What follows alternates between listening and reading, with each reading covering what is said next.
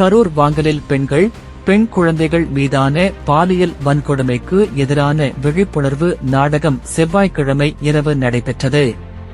தமிழக அரசின் சமூக நலன் மற்றும் பெண்கள் மேம்பாட்டுத்துறை, கைத்தறி கைவினைப் பொருட்கள், ஜவுளி மற்றும் காகிதத்துறை, தொழிலாளர் நலன் மற்றும் திறன் மேம்பாட்டுத்துறை, சாக்சி தொண்டு நிறுவனம் ஆகியவற்றின் சார்பில் பெண்கள் மற்றும் பெண் குழந்தைகளுக்கு எதிராக நடைபெறும் பாலியல் குற்றங்கள் தொடர்பான விழிப்புணர்வு நாடகம் கரூர் அடுத்த வாங்கலில் செவ்வாய்க்கிழமை இரவு நடைபெற்றது.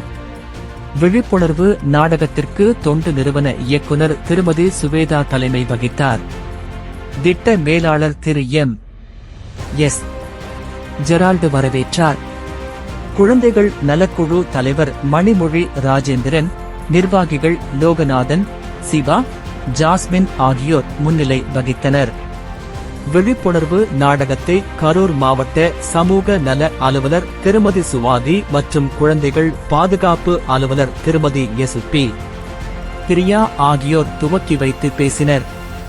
பணியிடத்தில் பெண்கள் மீதான பாலியல் துன்புறுத்தல் தடுப்பு உள்ளிட்டவை குறித்து சாக்சி தொண்டு நிறுவன தன்னார்வலர்கள் தத்ரூபமாக நடித்துக் காண்பித்தனர். இந்நிகழ்ச்சியில் ஊர் பொதுமக்கள் திரளாக பங்கேற்றனர்.